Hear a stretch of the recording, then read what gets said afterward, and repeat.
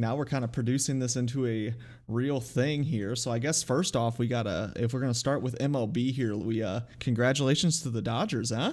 How Hell yeah. about I'm that? actually really excited for the Dodgers Yeah, you personally. know what? I think that the Dodgers get a lot of hate because of all the money they've spent, but I mean, look at it. I mean, they have spent all of this money over all these years, and yet it took this long to win. So it's like obviously just spending money does not win you a World Series. So like that's like a big thing, I think.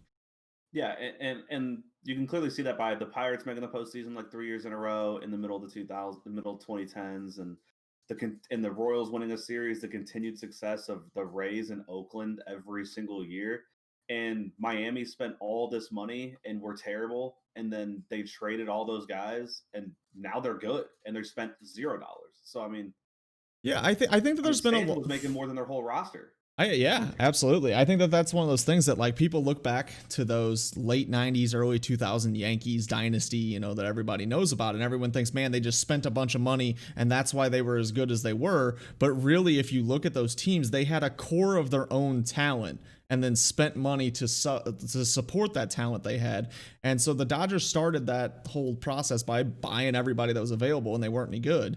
And now they've built their own core and said, look, we're going to go get a Mookie Betts and throw them in with what we got. We're going to go get expensive guys and put them in there with the pieces we already have. And we're going to make a good club that continuously is good every single year. Yeah, because before it was let's sign Adrian Gonzalez, let's trade for Carl Crawford, let's trade for just Carl anybody they could Crawford. find. And what happened was is they were trading Boston and trading and signing Gonzalez and Hanley Ramirez and everything. And yeah, Hanley was good and Gonzalez was good, but all of a sudden Carl Crawford was a $20 million cap hit and he wasn't even good enough to start. So it's obviously not a cap hit, but a luxury tax hit. And Right. you're spending all this money and you're getting zero benefit. And then now you see it like Will Smith is hitting fifth. Cody Bellinger is still in arbitration. Uh, Julio Urias won 4 games in the postseason, and he's 23 or 22, and I think in arbitration. And that was a big step up for him too, because he was kind of a guy that they kept using out of the bullpen in the early parts of his career so far. So for him to start, starting was kind of different for him. So he kind of had to step up here. Well, a lot of his starts though were short starts, but he was Right. still starting the game. They were all like in a 1-2 inning things, Mm-hmm. or at one point in the postseason, he had 3 bullpen relief appearances, and they had won all 3 games he came in after he won. So he was 3-0, and he'd only thrown like 2 1/3 innings. But Yeah, it's interesting how the Dodgers kind of changed some mentality with some of their young pitchers. Like they aren't necessarily using them as starters; they're kind of using them as whatever the team needs that day. It's which definitely is, kind of a different approach. I know it's kind of the Cardinals did it a couple years ago, and they haven't really done it since. But because they did it with Dakota Hudson, they shoved him in the pen, and then he was really good. And even though he was clearly supposed to be good enough to be a starter, they didn't even risk it. And the Dodgers with Urias called him up, I think, at 19 years old, Right. like 3 years ago, Mm-hmm. and then he wasn't like he was okay, and then he kind of something happened. I think he may have gotten hurt, but all of a sudden he was just gone for a while, and now he's Right. back. Yeah. But So he I but guess but I guess the big question and the big thing about the whole World Series right now is the whole Blake Snell coming out so at 73 pitches and 1 out in the fifth inning. mm, Why? Wow. I guess if you're the Rays, you look at it as like our sabermetrics is what got us here. And so we're gonna follow ride or die with sabermetrics, but it's like, man, you gotta look at that and see like he's dominating the heart of the Dodgers lineup the entire night, and then you pull him because he gives up a hit. I don't know, man. yeah, it's a weird dynamic because I read a thing this morning on kind of the advanced stats on there was a 202 times or something in the last 4 years where a pitcher had allowed 1 hit, 9 Ks in less than 6 innings, and though through 5 innings or something, one or less hits and 9 Ks, and in that sixth inning, the pitchers had an almost 4 ERA. Hmm. So when you go by just like the trend of everybody, he's almost got a 4 ERA, and exactly like the Dodgers used this to get here, and that's why they're there from all these bullpen games and going to the bullpen early, and that's very common in postseason baseball all the time, no matter if it's the Rays or the Cardinals or the Dodgers or Cleveland. You have these guys that have these big bullpens that are just full of superstars in the pen. So like, I don't want to risk it. And in this case, I wouldn't really say even bit them that bad. They only allowed 3 runs, but it obviously didn't go in their favor. Yeah, no, I mean, it just sucks because it's like one of those things that on paper and watching the game, you feel like that was a terrible decision. But it's like, man, that these people get paid a lot of money to make these decisions, and it got them there. And they were one of the best teams all year long, and they've been one of the best teams over the last few years. So obviously, this strategy has worked for them in the past. It just sucks because Game 6 is when it backfires on you, and with arguably your best pitcher on the hill, it backfires on you. Yeah, like let's get this straight. If I'm thinking of it from a Cardinals scenario, and I got Jack Flaherty on the bump, who's the ace of the Cardinals, per se, I guess, I don't know, and he's the guy most likely to do that outcome, and he's 73 pitches deep into 9 Ks in just over 5 innings. I'm liking my odds of keeping Flaherty on the mound till 110 pitches, and that's with the Cardinals having a top like 5 bullpen the last like 3 years. So I don't know. The Braves are more successful than the Cardinals, so as of recent memory. So you can't really hate what they did. I mean, does it make the most sense? No, but it's what got them there. Right. They, yeah, I think the second best team all year. The whole year, they're the best team in the AL, the second best team all year. They rolled through the postseason. They didn't have an easy stretch. They beat the Yankees and they beat Houston, and then they lost to the Dodgers. I mean, they would have had a pretty wicked stretch of 3 teams in a row there that would have.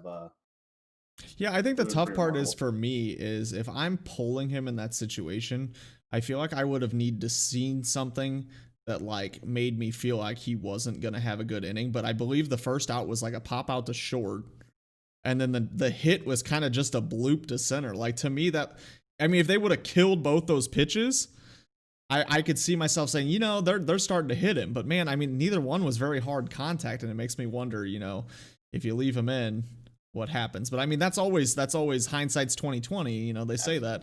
I mean, if they bring in some guy out of the bullpen, he strikes out the side, we're not even talking about this. So it's like, exactly. That's where it's tough. Is you're kind of screwed either way as the manager, because nobody's going to even remember the fact that you went to the bullpen there and struck out the side. So nobody's going to recognize that was a good decision. But then you poll him and you're going to get all this hate because your team lost. Yep, because someone scored. And pretty much what we're both saying is it's what got them there. They stuck with it. Snell's not happy. The Rays aren't happy, but that's what got them there. And they're going to be pissed, but I mean, they're good enough to be back again. So we're both in agreement that was kind of the right. Yeah. So last little World Series thing, just because Brandon felt like we needed to say it. Justin Turner got COVID and left the game. So everyone knows that, though. Anyways, I agree with the decision to let him party. They were together the whole day. Okay, so I didn't really plan on talking about this, but my thought is, why pull him? He's already been out there the entire game. You might as well just let him play. What's the difference? It was protocol the whole year. They did it for a Cardinal in the middle of a game. Only issue was the 3rd inning, not 8th inning of Game 6 of the World Series, and you're arguably the best player on the field. But I mean, it's what they got to do. It's what the rules were. And I know we don't want to talk about this long, but I think they did the right thing. They've been sitting on the benches together all day. What is them partying and taking pictures going to do? I mean, yeah, he wore a mask for some of the pictures and didn't wear them for others. Okay, cool. Yeah, yeah, I mean, it is what it is. I'm all about that. This guy is the 4th longest tenured Dodger, and he's had the most heartbreak and dealt with the cheating of the Astros and dealt with everything. He deserved to be out there. He balled out the whole postseason, and I was happy. I was incredibly ecstatic when I saw that picture on Twitter, and people were getting frustrated with it, and I was like, I'm all in. I was very sad that it wasn't received so well, because it's like, man, you know what? Here's the deal. When it comes down to it, more than likely nothing's going to come of it. Nobody's going to get sick from it. And this is possibly a once-in-a-lifetime thing for him. Like, even if you're his teammates, you're probably thinking, you know what, I'll bite the bullet and get sick to let him celebrate this once-in-a-lifetime thing with us. Why are athletes held to a higher standard than my coworkers that I sit 4 feet from? I agree. All right, so moving on, though, that is World Series talk. But now that the World Series over, that means we move into off-season baseball. And for casual fans, off-season baseball can be frustrating and boring, but for the people that dig in, I love off-season baseball. I love all the possibilities, all the stuff that you don't think you truthfully at heart know it's not going to happen, but it's still fun to play what if every off-season, and so I'm excited for the off-season, and I think that unfortunately, so I guess obviously Logan is a Cardinals fan. It's big and in his background. My current setup, it's not obvious, but actually right here over my shoulder is a Marlins banner. It's just really small. You can't really see it. But I am a Marlins fan, one of like 10 in the world. But for my perspective, 2020 was very exciting. 2020 was an opportunity I haven't seen since I was in 5th grade, and that was playoff baseball for the Marlins.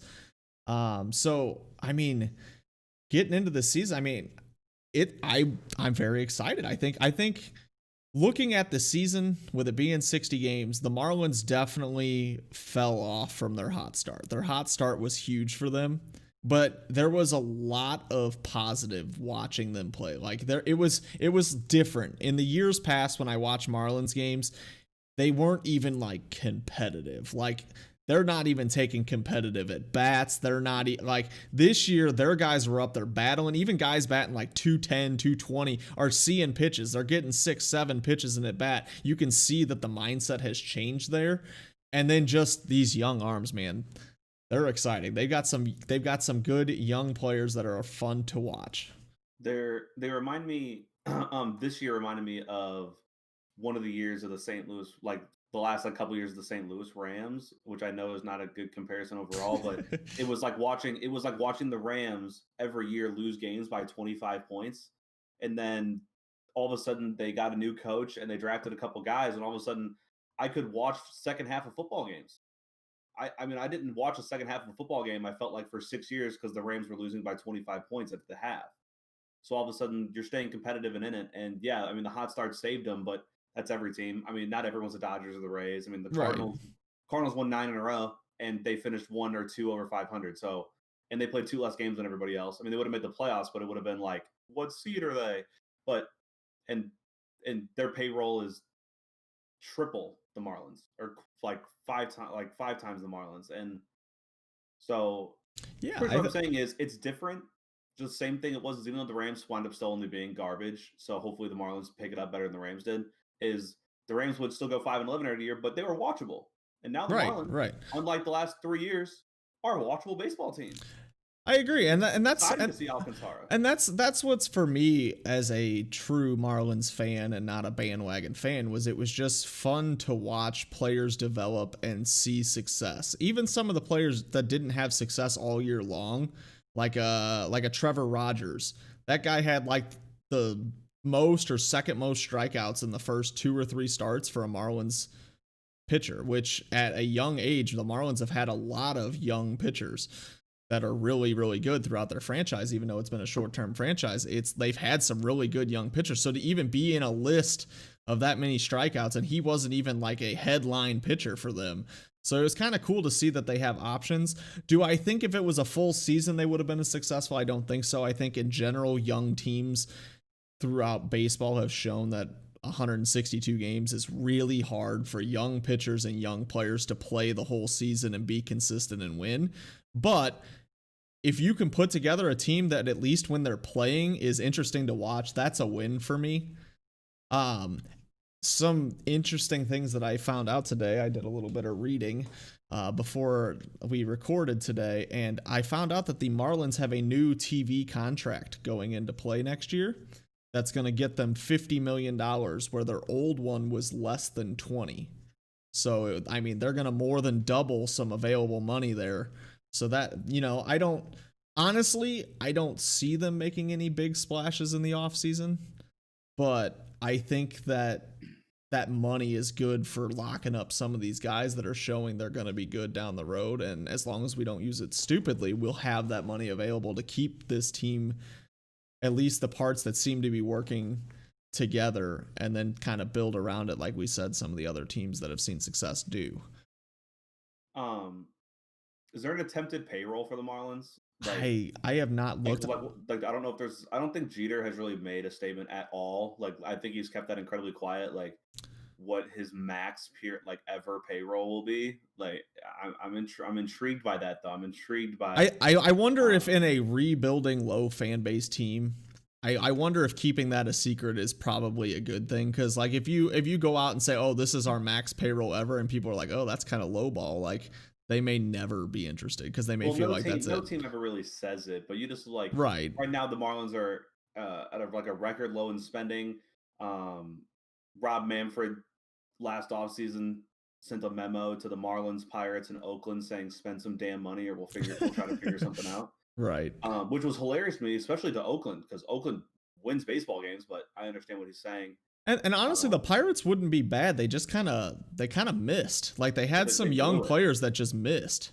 Well, Like they were recently, like good, and then they blew it. I mean, they were really good. They traded Garrett Cole for Chris Arch. I mean, for they traded Garrett Cole for like next to nothing, yeah, and then got Chris and then Archer, they and traded then Tyler Glasnow for Chris yep, Archer, and so I mean, they blew it in trades. I mean, yep. absolutely And blew it. then guys like Josh Bell way underperformed, not looking good at all this year. That was only in a 60-game year. I agree. And he's got no protection, right? I mean, Right, when you I are by get it. far in your own zip code as the best batter on the team, it's hard to be as good as you want to be. Like that's what was like the benefit of I'm gonna use a Cardinal reference here because obvious. Benefit of Albert Pujols hitting in front of Jim Edmonds, Scott Rowland, and Matt Holliday for 11 years. I mean, he's got guys behind him that can do some serious damage. And Josh Bell, the guy hitting behind him, got traded to Miami, and then well, actually, he hit in front of him to Starlin, but actually, he got traded to Arizona, right? And then Arizona traded him to you. Yes. Yeah. So yes. I mean, basically, Yeah. that whole Speaking team, of Starling Marte, Marte, they did pick up his option for next year, so he will be back, which is not a surprise. But of picking up options, the Cardinals didn't, and I'm sad. Oh, I'm very upset. I was very surprised. So I guess we'll just use this shock. as a transition over to the Cardinals now. I'll let you talk about the Cardinals. I am in shock. The news broke today that Colton Wong the option was not picked up. $12.5 million. The Cardinals need to save some money. Yeah, you rich asses. Okay, so the Cardinals have gone from a mid-level baseball team to one of the most profitable baseball teams in the world, and that is because of their continued success for a long time. And they never really spent an unbelievable amount of money. Did they have big payrolls? Yeah, they were around 10 to 12, but they never had a top 3 payroll season where they spent $220 million. But they I mean, Colton Wong was their best player in 2019. And in 2020, had another good year. He started off horrifically hitting and then picked it up. And you can see by his stats that they're not even that horrific. And his first August was horrible. And the Cardinals, self-inflicted, had the hardest road of any team, even though it was self-inflicted, to be successful. And guys are playing an unbelievable amount of time in a short period of time. As you know, the Marlins went through the second most doubleheaders. They had the second most self-inflicted wounds, and the Cardinals had the most, with missing 2 weeks of baseball due to COVID. And to see these guys even be kind of successful, and Colton Wong have a Gold Glove season and follow it up with a finalist for a Gold Glove, and I don't think he's going to win it. He made too many errors. The advanced stats are what is saving him. He made 4 or 5 errors, but his advanced stats are ridiculous. His range is the biggest range in the MLB, I think, period, on the infield, for his range factor, and he's just absolutely killing it. And $12.5 million, that's a lot of money for a second baseman who doesn't really hit a lot of balls in the gaps. So I see it, but I thought they were going to accept it and then extend him. But now they got to fight the whole market. And yeah, so I do wonder when I heard this, I wonder if MLB teams, / the Cardinals, things like that, know something that we don't, though. And I think that you got to keep in mind with this COVID season, I wonder if contracts this offseason are going to be less. Oh, 100%. And so they're going to offer Colton Wong lesser money and try and bring him back for less, but they still have intention of bringing him back. I wonder if that's the direction. Contracts are going to be weird. The top level contracts are not going to be affected. As in, Mookie, let's say Mookie Betts was actually going to be a free agent. He's not. His contract wouldn't have been affected. Like a Trevor Bauer. Yeah, Trevor Bauer. His contract won't be affected by this, but every mid-level guy's contract's going to be affected. I agree. A guy who's going to make $9 million, back up, is going to make $7 million, and that's obviously well. And I think that's huge for a team like the Marlins, but also a team like the Cardinals, who have a very specific way of approaching free agency. It's going to allow you to kind of get some of these mid-level guys kind of at a discount. And so I think that'll make the offseason kind of interesting for these teams that aren't usually big players in the offseason because now the money's not as, you know, ridiculous. Well, the Cardinals are going to be boring this offseason anyway because, and they're, in my opinion, what my goal would be, and this is a biased Cardinals fan, is they would spend zero money besides, not zero money, but next to zero money besides re signing what they already have. Resign Colton, resign Adam Wainwright, resign Yadier Molina. Reason why is Adam Wainwright is he is a he's just been a good baseball player, even while playing on these huge incentive deals. Yeah, he's very club friendly. He's very Yeah, club he's been friendly. very club friendly the last 2 years, and he's been very successful the last year. He's had his best 2 years over the last. I mean, his Right, in last like quite some 7 time, yeah. years, or but the last 2 years, especially this year, he was great. And then Yachty, the reason why I'm saying Yachty is Andrew Knitzer is obviously the guy. You can see it. He runs well. He plays defense incredibly well. And his bat isn't that great, but he's never gotten a consistent at bat. So you can't really make too big of a judgment there. But you can see he hits the ball in the gap. But there's a special thing about having a guy on your team for 18 years and be a Hall of Famer and be an organizational Hall of Famer too. I mean, Yachty's got it all. He's going to be a Hall of Famer at this point. He's got the 2,000 hits. He's got the 9 Gold Gloves. He's got it all. But it would be cool to see a guy on the team the whole time. He's going to have a statue outside the bush. Do I think it's the right move? Honestly, no. But at the same time, it's special to see something like that. So my I'm question, down. since you're on Yachty and you're down, how much is too much for Yachty? I'd say, and this is gonna be a lot. I'm already saying like 2 years, 30 is kind of the max I'd do. I don't even think he deserves 30, but you Because respect the I think guy. I think I read or heard somewhere that he wanted like 2 years, 16 and a half or something like that. And he wants to play full time too. So your young guy's not going to get to develop at Oh, all exactly. because Yeah, no, Knitzer's not playing. he doesn't want to give up any of that time, which I get it. When you're the best at your craft and as good as he is, he wants to continue those numbers and he wants to leave no shadow of a doubt that he was as good as he is. But it does kind of hurt your franchise a little bit, 100%. delaying the 100%. next, because Absolutely. unfortunately he's not, he doesn't seem like he's willing to take on that mentor role for the team. He's kind of more, he's good with the pitchers, but as far as he doesn't want to develop his replacement, he doesn't want to help his replacements. But at the same time, he's not giving up his spot. He's like, yeah, I'll help this guy learn, but I'm still the guy. right. And I'm gonna be the guy, and we're gonna trade Carson Kelly, and we're gonna potentially trade Andrew Knitzer. And is it the right decision? No. But if we're trying to win as many baseball games as we can, no. But at the same time, we're going to waste one of these years anyway, spending like one of these years where he's making all this money. We're not going to spend anything this offseason. And the reason why is I wrote it down here because I wanted to remember is the Cardinals this offseason will spend zero money, as little as they can. For the same reason is because after 2021, Andrew Miller, Dexter Fowler, Matt Carpenter, and hilariously, Mike Leake will all be off their books. Mike Leake. And the funny thing about that is people are like, oh, that's whatever. Dexter Fowler's making like 23 million this year. Matt Carpenter's making an average of 20, and I think he's making as also 23 and a half this year. Because I think he only made 16 and a half last year. And then Andrew Miller's making, I think, 16, and then Mike Leake's making like 5, which is hilarious because he hasn't played with the Cardinals in like 4 years. Right.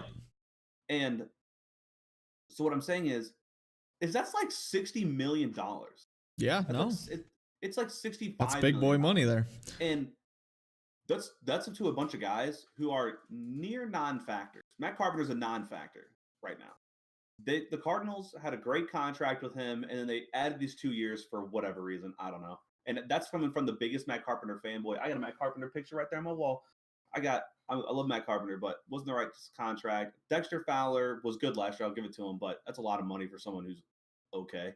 Yeah, it's a lot of money for someone who is taking a lot of hate Leake for playing exactly the way he's always played in his career. I mean, he's playing exactly how he always has, except he had the one real bad year. But like for the most part, he's been the same player he's always been. Yeah, and he's getting a lot of heat for it because they paid him too much money. Because he had a rough first year. It wasn't that bad. And then his second year in St. Louis, he was literally the worst player in all baseball. I don't think you can really argue that. He was terrific defensively. He batted like a $170. literally he broke his ankle, and that almost saved the Cardinals season because the Cardinals didn't want to bench a guy making Right. $19 million. Uh, and then last year he had a horrific start, and I'm like, oh my god, I'm about to watch it again. And then he had a really good second half, and then because he took off when Matt Carpenter took off, and then last year he uh, he's played well. He missed some games hurt though. He had a dehydration thing, but he played well. I was very impressed with Dexter Fowler last year. I have no complaints with Dexter Fowler last year. He did everything, in my opinion, well. I mean, does he deserve to make that much money? No, but the Cardinals offered it to him because they needed to show their will on the Cubs after the Cubs signed Hayward and Right. Lackey. Right. So they needed to show their will and overpay for a guy that no one else was going to offer $60 million to. So they offered him 83 or something like that. But so honestly, I think the Cardinals are going to do nothing because they got a mass chunk of payroll coming off, and they can make a huge splash. Any Cardinals fan thinking we're going after Arenado, just stop talking about it. We're not going for it. We don't have the money to spend another $25 million on a third baseman after we're doing it on our first baseman. And Arenado, after last offseason, after these last 60 games, I'm nervous about it anyway. Yeah, I've got a lot that I could still say about free agency, so we may have to just push that off to next week because we're already getting to about that 26 minutes or so into this. So we may have to have a off-season free agent special next week where we just talk about what we want to see in the off-season. I agree. I've got a lot down though, and not a lot of time for it. So my highlight that I did want to point out, it goes along with what you were just saying about Arenado. Now, he is not the player that fits into this category, but Cardinals fans give the Cardinals a ton of trouble because they didn't sign Manny Machado. They didn't sign Bryce Harper. They didn't sign, whoever. And it's like Cardinals fans don't. Jason Hayward and David Price got offers though. Manny Machado and Bryce Harper, the reason I talk about them, it's like the Cardinals fans that say these things don't pay attention to their team at all. The Cardinals have it's known throughout baseball. The Cardinal way is known throughout baseball. Those players do not fit into the personalities and the Cardinal way. That is not the way the Cardinals play baseball. That's not the way the Cardinals present themselves. They don't have interest in players that are big hotshot, big ego players. They want guys that go out there and play hard, that can do everything. They want players like that. They're not looking, for guys to put on a show every night. They want guys that go out there, hustle, grind, and win for the team. That's what they're looking for, and they're not going to sign those big market players because most of them don't fit into the Cardinal way. Yeah, they signed their big market player that is the Cardinal way. If you want to talk about a guy who deserves to be on the Cardinals because the Cardinals are boring as shit, Paul Goldschmidt. Jesus Christ. Love that guy. And that guy could not fit the Cardinals anymore.